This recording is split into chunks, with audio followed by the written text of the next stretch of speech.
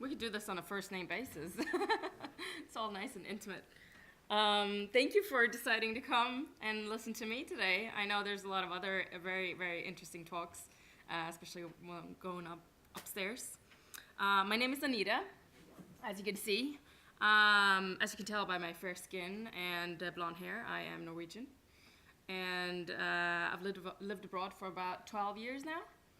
And I currently live in Dublin, where I work at Facebook.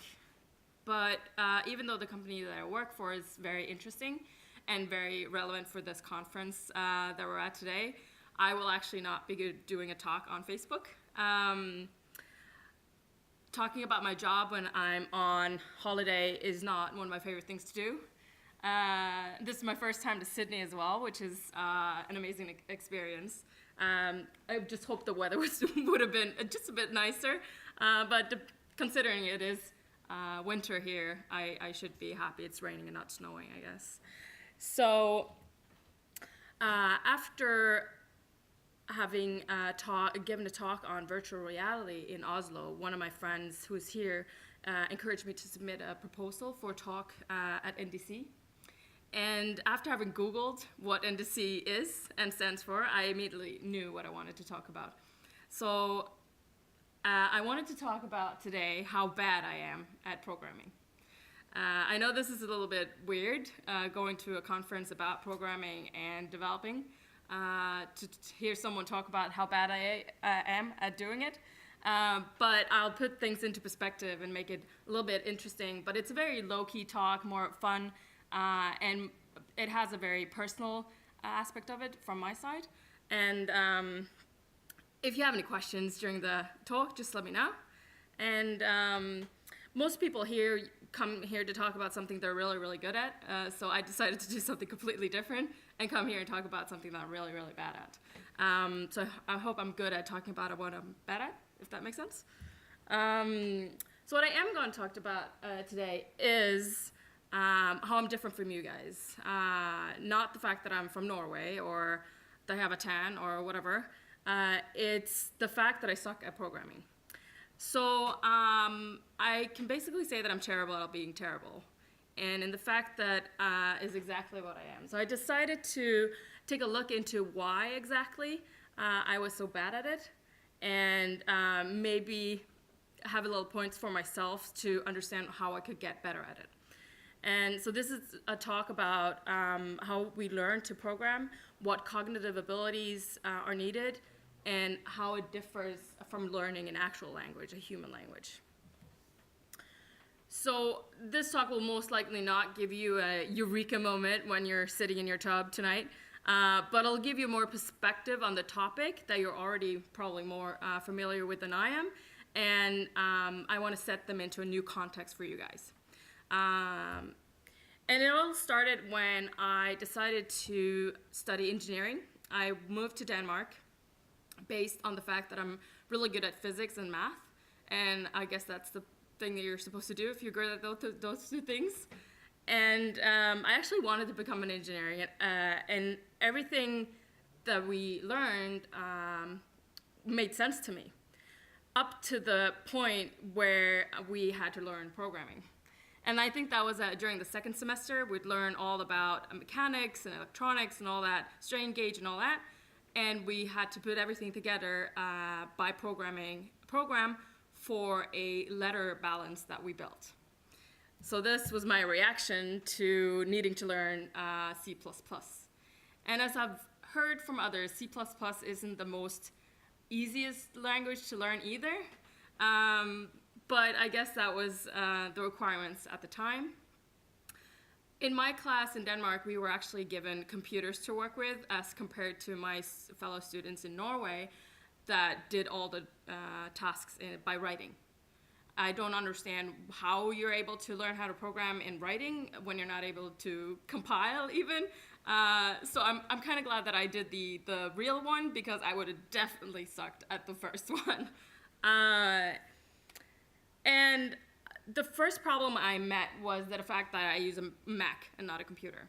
So I thought, oh, this is a huge problem. I need to figure this out. Did the whole boot camp setup with my Mac and thought everything was good to go. And little did I know I had a little bit bigger problems in store for me. So I was able to understand the basic and the functions, the library, the calling, and all that stuff. But when I was set out to program something from the ground up, I didn't really know where to start. And coding is defined, as you probably know, as a process of developing and implementing various sets of instructions to enable a computer to do a certain task. So it sounds basically simple enough. Encoding, as well as the spoken language, improves thinking by challenging the brain to recognize, negotiate meaning, and master different language patterns. So I thought the fact that I know languages and know math, know physics, I thought, well, shouldn't I be able to do this? And we were able to do the whole hello world code pretty easily, but that was very useless on its own. So we had to learn how to write the code from scratch, as I mentioned, to get the letter balance to write out how many grams and what the price was in Norwegian kroners. And fortunately, I had really good co-students in my class that were able to help me out because I would never have been able to do it by myself. And we're gonna look into a little bit why and how I could have improved at the time. And I really didn't know where to start, so I think I just, at the beginning, kind of just gave up, and I felt kind of stupid. And that made me wanted to look into the topic. So I started to dig a little bit, and based on my basic knowledge and how I could potentially be able to dig myself out of it. And I found out that several states in the US proposed that programming languages should be counted as credit for foreign language. So for example, in Texas, in New Mexico, and in Kentucky, they already suggested that programming is kind of the same as learning a foreign language. And at this point, I'm like, well, then what's going on here? And research using MRI actually shows that programmers' brains show that there are similarities between brain activities when learning to program and learning a human language. And then I got even more confused because I speak 5 languages and I still don't know how to program. And being from Norway, languages is a huge part of school. We even have 2 written languages, and you learn English from when you're, I think you're 4, 5, 6, 7 years old. And then when you're in 7th grade, you need to pick a 3rd language, which we kind of consider to be a second language. And to my despair, my school only had German. So I needed to learn German. So I had German for 3 years and went to Berlin, was able to use it. And that was within the 2 years, I guess. And when I went to high school, I decided to learn Spanish. So I learned Spanish, moved to Spain, traveled a lot in Latin America, and I'm able to actually use the languages. But that's not the fact with programming. So how does that differ, though, if some people say that you're able to get the same credit for learning these 2 different things, but in reality, they're not the same thing? Other research say that learning how to program has more in common with math than actual human languages. And to put it simple, there are blurred lines between math and languages because the math part of the brain that processes numerals, which is called the inferior temporal gyrus, is physically near the area responsible for language processing, which makes it really hard to actually do research on these things because when you set out to stimulate these parts of the brain, you can often misinterpret the signals. And the fact that both of them are really near the ear canal makes it also even more difficult to understand if it's the speak part of the brain or the programming part of the brain that's working. So therefore, there's a lot of research out there, but everything says either or, and nothing is kind of conclusive in that sense. So I started thinking, how am I so terrible at this? I hadn't really encountered any subjects that you're not able to go home, study, and then do a test, and then kind of do better at it, because programming just sets you out in the world and like, okay, do this. this is supposed to work, and then if you don't really know how to set off yourself, there's nothing really you can do about it. And so as I don't really understand why I was sitting in class and trying to say hello to the world, and I still felt like so stupid. So I wanted to ask you guys, by a show of hands, you probably all know how to program? Yes? Do you know more than one programming language? Yeah. Do you speak more than one language? More than 2? 3? So, okay, this just makes me feel even more stupid. So, I was thinking about learning a programming language, and there are several aspects to take into account. And there are several languages, and they have all a certain level to them. Like I mentioned, C++ wasn't probably the best one to set out with. And there are assembly languages, and ones that uses natural languages or math notation. So everything's kind of very different, but kind of has the same purpose in certain functions.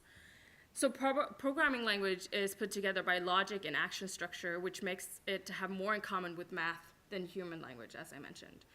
So tests that show verbal and math skills show that math is more related to programming than human language, which is okay. Like, I understand that part. Then we can say that the people that want programming to be a part of the language curriculum are kind of wrong. But the fact that I know how to do all my maths, my engineering, my physics, and don't know how to translate those into programming kind of makes me feel even worse. So there's a specific brain area that's assigned to assist in speak understanding, and there's a specific area that's for production. And human language is put together by speak and listening, and then invented a few thousand years ago, you also have reading and writing, but the speech and listening was like the basic ones. So in total, there are 4 language skills: reading, writing, listening, and speaking.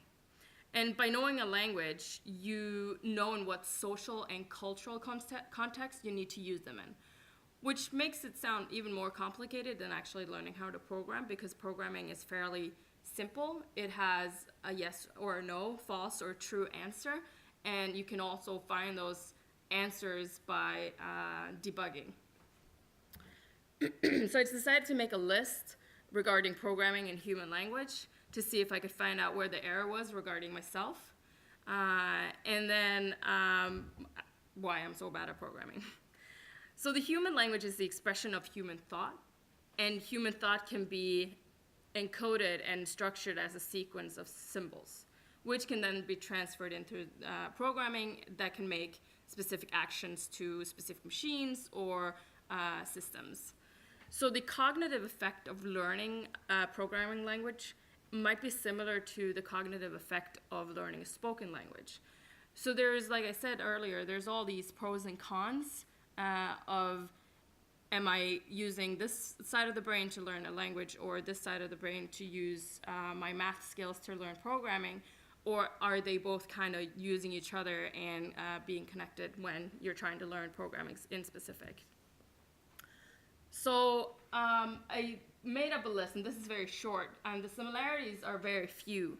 So there are more differences than similarities when learning a programming language compared to learning a human language.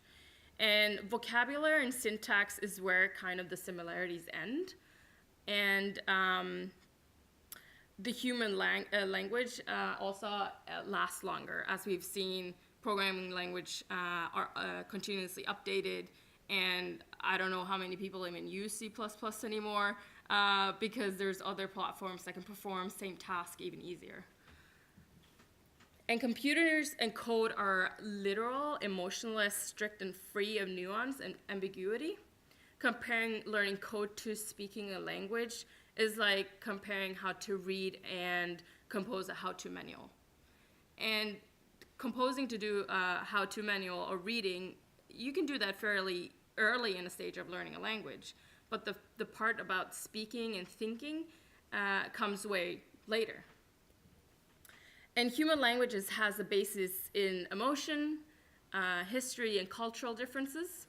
and the receiver and speaker might have different perceptions of the same composition, which doesn't really happen in computer languages because, like I said, there's a true and a false when setting up.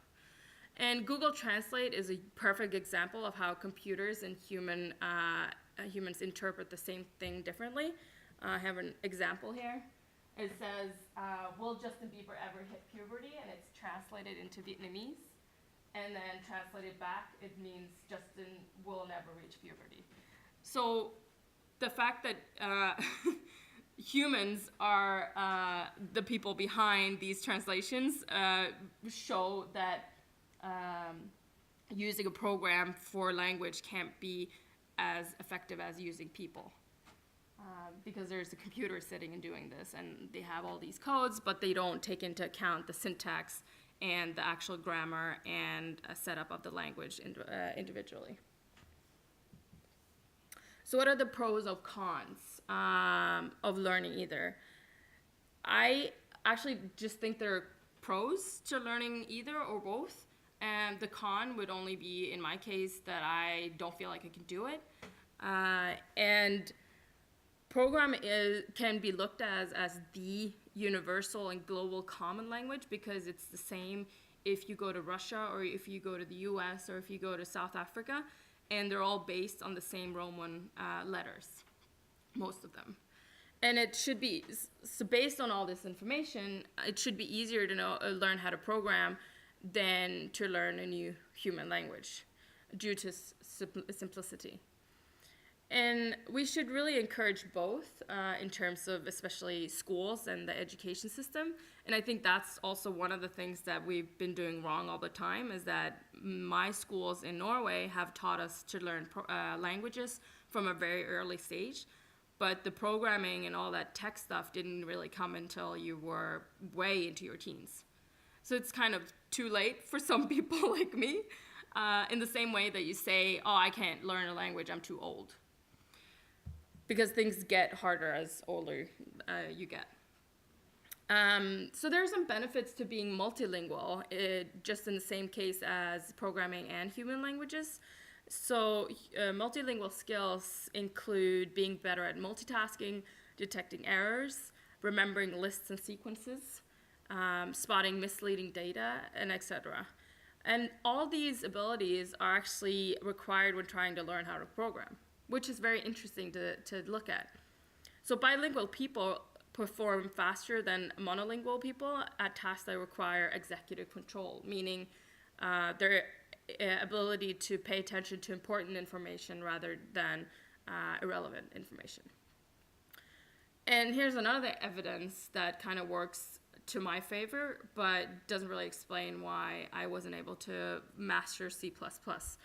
The fact that I'm able to speak several languages should give me the benefits of a multilingual skills, but still not.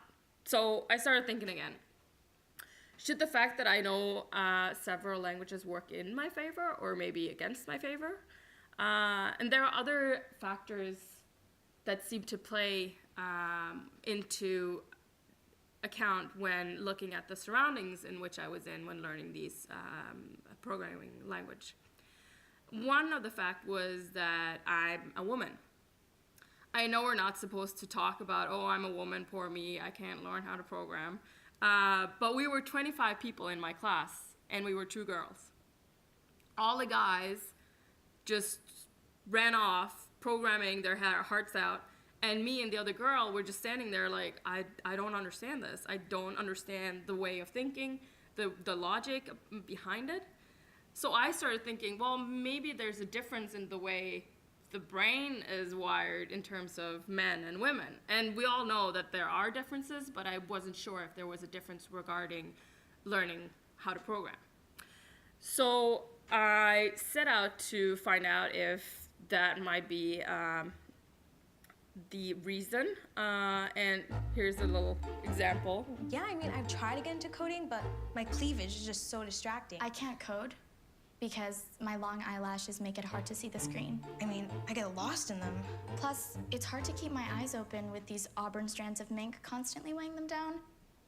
This is not how I felt, but this is sometimes how people can interpret the way when I talk about difference between men and women in programming. When I looked into it, there are differences in the way our brain works in terms of men and female. Males tend to have a larger IPL than females, and this is the area of the brain that is thought to influence mathematical abilities. The frontal and temporal areas of the cortex are larger in females than in males, and these brain areas are thought to influence language skills. So women essentially are more prone to be able to learn languages, and men are more prone to be able to learn programming based on mathematical skills. Of course, this is not a black-white thing, because I know a whole lot of women that knows how to program, and there's sitting one right here. And so you're very special to me. Let me just say that. So you're defying my whole reason here. I'm just kidding. Although men tends to be slightly better at math than females do, standardized intelligence tests show that there's no statistically significant difference between males and females. So again, I'm like, I don't really understand why this is happening to me. Maybe I'm not stupid. Maybe my brain is just wired differently.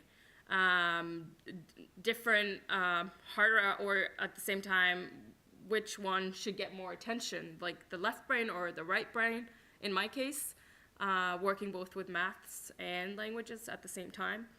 Saying that I was studying in Denmark, so my whole course and curriculum was in English and Danish, so nothing was in my mother tongue, which also makes it, you have to do a little bit more of an effort to think in a different language, I guess. So if programming is easier for someone that speaks English, I have no idea, but for me, I have to kind of revert the brain and the thought process a little bit in order to have the same abilities in Norwegian as in English.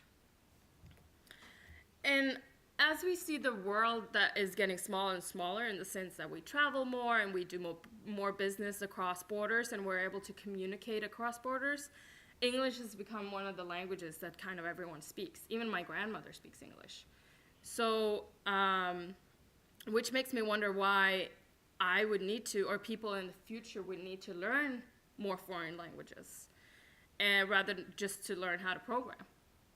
And then we could make systems like Google Translate even more smarter, and then we could just use apps and systems that can translate for us, so we could just speak in our mother tongue.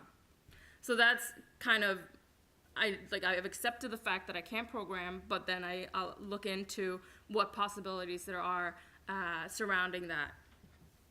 So in the development of learning a language, there are several new products out there trying to solve the barriers of language across borders. And people have started to use programming to achieve the same goals and break the same barriers as we think that language do today. So take, for example, there's a new product called Pilot from Wearable Labs using coding and programming to solve problems of knowing a new foreign language. I came up with the idea for a translator when I met a French girl. Elodie, put this in your ear. Je mets ça dans mon oreille, Yeah, put it in your ear. comme ça. Yeah. Ok. Can you hear me in French? Pouvez-vous me entendre en français? Oui. Je peux t'entendre parler français. Mais c'est Yes, génial. I can hear you talk French. Attends, comment ça se fait? But this is awesome. But how you do it? This little wearable uses translation technology to allow two people to speak different languages, but still clearly understand each other. It's the dream, you know? A life untethered, free of language barriers. It's just that it's no longer a dream anymore. It's real. Oh. So that made me think, though, because you can clearly hear that it's a computer talking, and it lacks emotion, it lacks humor, it lacks sarcasm, it doesn't really understand the history and culture of a language that I explained earlier, that you need to know in order to learn and know a foreign language. So if the future is set in computers and code, first of all, I wouldn't make it. And second of all, why do we need to learn the different languages at all? And why are we not offering coding as an alternative or additive to foreign language? I'm not saying it should be the same thing, because based on research it's not, but we should offer it sooner than based on the fact that I'm studying engineering or physics or math later on in life. Because I think this is such an important thing in the future that our kids need to learn it regardless of what they're set out to study as their master's or bachelor's. And would we need more than one language? I think so. I'm going to dig into that a little bit. Should we focus on learning both programming and foreign languages and then using them for their individual purposes? So talk less and write more, which seems to be the trend at the moment. With a future like that, in terms of using these machines that translate for you or Google Translate, I think we would have a situation of a constant autocorrect. I'll show you an example later. I wonder if learning a foreign language can be not be necessary when we can communicate with products like these. But when thinking about it, the computers can translate, like I said, but it can't make you understand or feel or be in the history of Russia or China like a person that can tell you about the story and feel feelings. So even though we're constantly using more apps and programs and devices than ever, we're still talking to each other and communicating the old-fashioned way. And it's a basic human necessity to talk together, to laugh together, to be together, and no machine or translator can replicate that. And we will still need a spoken language and the need to communicate, even though we're leaning towards data-supported communication systems. And these systems, like I said, they're not able to understand ambiguity, sarcasm, and humor. And if we're only relying on these systems, Justin Bieber will never hit puberty, and these guys break up because of an autocorrect. These are pretty funny. The internet is full of them. And all these information, the fact that, okay, we need programming, it's very similar to math, but we should also have our languages, we should also learn foreign languages, kind of makes me end up here in a way. In reality, I found out I'm not really stupid in the sense that I'm not able to learn programming. It's just I'm more leaning towards lazy or in a hurry. Because when we learned programming, we had one course for one semester, and they kind of wanted us to sit down and make a whole sentence in Mandarin. That was how it felt for me after a couple of weeks. And I think the requirements and the learning path of a programming language should actually be comparable to learning an actual language, because we need to stimulate the same type of brain activity as well as the math part of your brain to work together. And if I put in the same effort as learning a language as I did in programming, I would probably be able to do C++. Looking back, I would probably wanted to learn a different language, maybe Java or something else that would be more useful at the moment.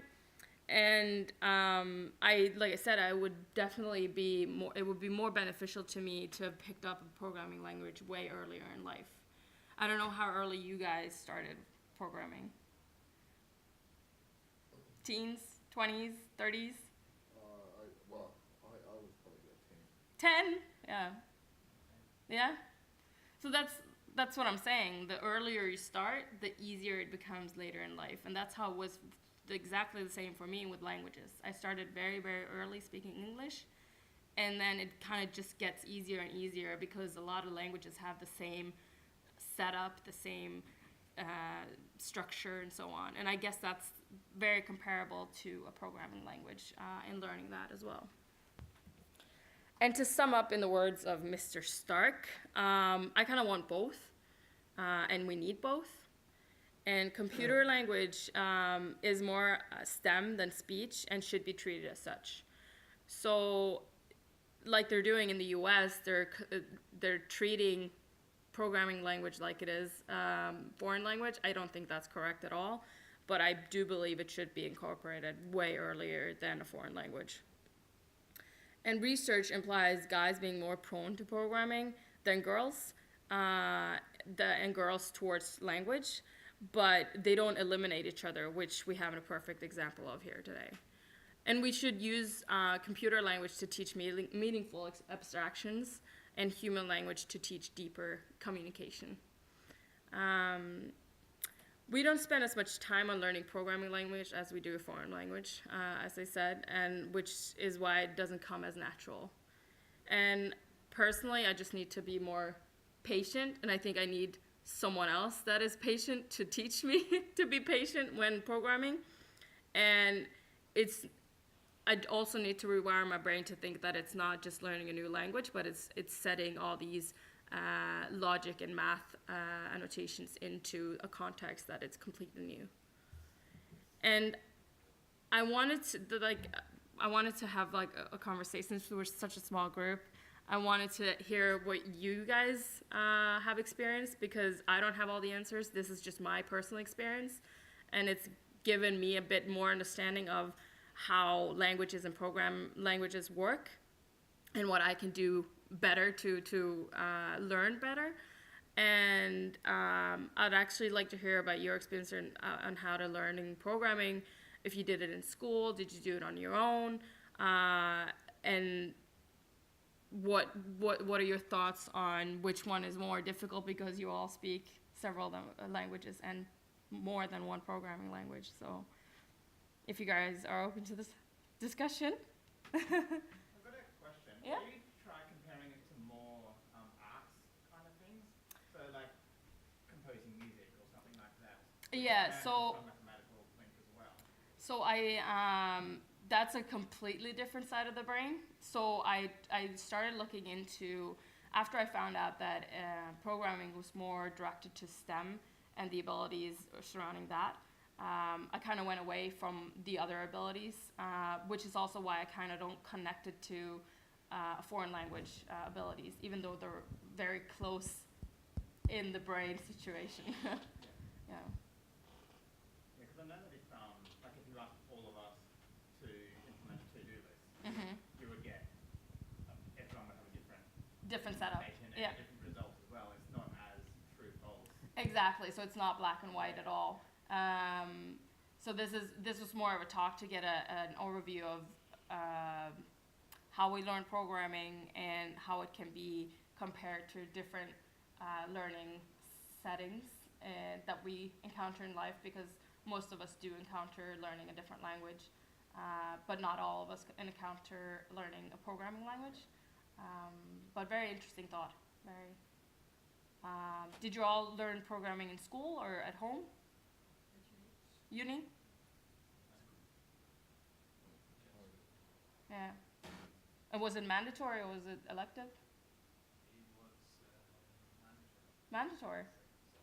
Oh, cool. So in engineering school or in? I think it was probably part of mathematics course. Yeah. So that's what I'm thinking as well. We should incorporate programming as part of the STEM education way earlier. So when I have science in 8th grade, I should be able to actually learn how to do simple coding as well, because I think that's equally important to knowing what type of volcanoes erupt somewhere in Iceland. You know. Have you looked much into the notion of brain plasticity and some of the examples of where the brain evolves to compensate for maybe brain injury? Because what I'm thinking about is that growing up where you grew up, you probably have had thousands of years where you've been encouraged to speak multiple languages, which is, as you said, oral and visual.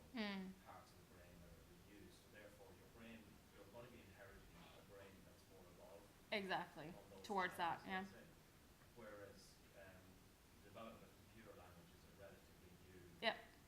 thing in terms of brain evolution. So it makes sense to me that you'd be much more inclined to be able to pick up new languages and pick up computer languages. And my personal experience is that the first programming language that I learned was more difficult than the subsequent programming languages Exactly. I learned. So again, that the brain evolution would kind of explain that. Yeah, and there's also so there's very little research done on these two topics because programming is in that setting is fairly new in terms of setting it into systems in education systems or comparing it to learning other different learning different things.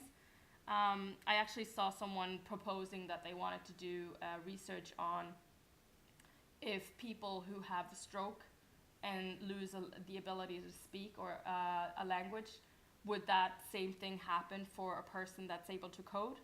And that would have been very, very interesting to see if that actually happens, but that it doesn't exist yet.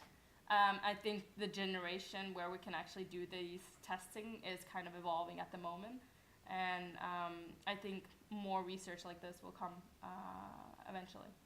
But that will be very interesting to see. The other thing that I'm interested as well is, you know, you kind of hinted, or you kind of had some questions around the idea of perceptual bias. Mm-hmm. You know, because maybe because you're in a room full of men, you already have a perceptual Yep. bias that men are better than.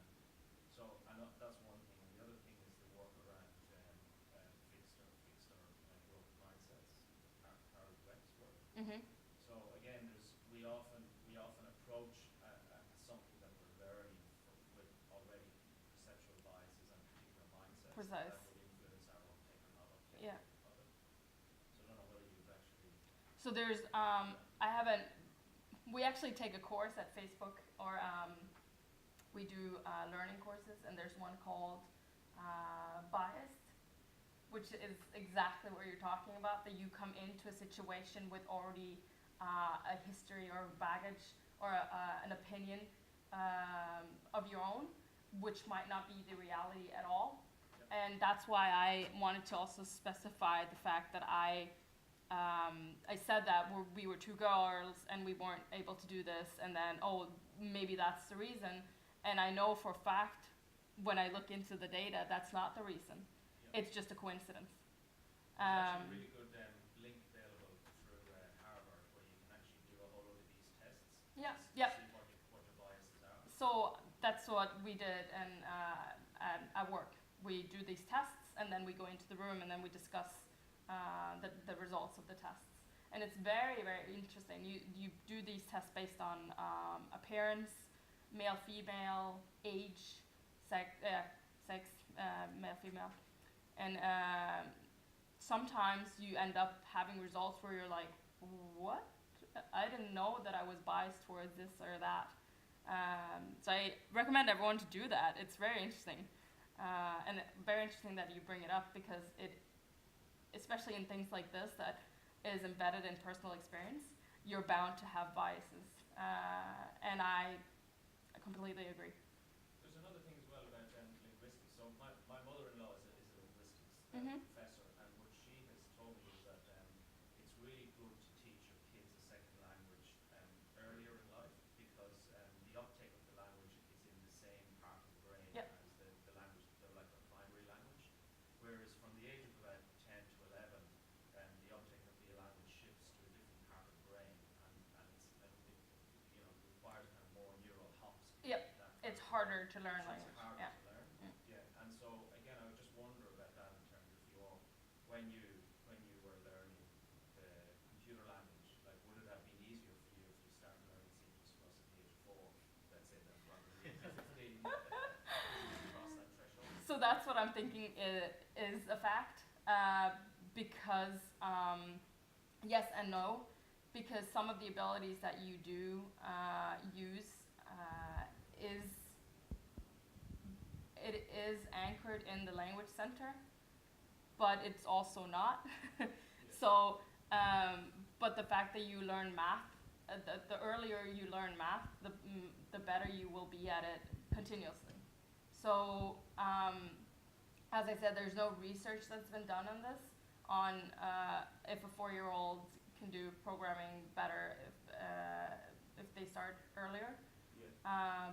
But my personal belief is yes, because it just makes sense that these neuro cords would just be stronger if you start earlier.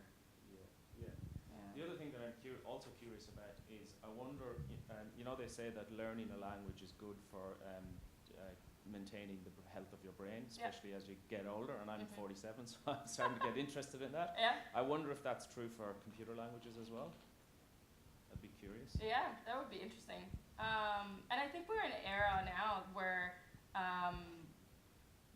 people are prone to be exposed because their parents have been exposed to programming, and like my family didn't have a computer when I was younger, so I wasn't able to learn programming when I was 4. Yeah. It wasn't really a possibility. But I think now, as computers evolved and we evolved and the computer languages have evolved, I think there's a higher chance of being able to learn at an earlier stage and then being better at it at a later stage. Look, I mean, I could talk to you a Yeah. lot more about this, because I've actually got a psychology background. I mean, I did a computer science degree, but I also have gone on and studied psychology. That's a good So there's combination. yeah, it's kind of an interesting combination. So Yeah. there's a whole lot of other stuff around how we make meaning of the world, and how we as kind of little autonomous creatures orientate all the data that we're constantly processing in the world. And so, for instance, there's this idea around we've got different systems that are constantly working essentially to keep ourselves safe in the world. So if I feel I'm under threat, or I'm perceiving something that could be a threat to me, then a different type of system will start to emerge internally.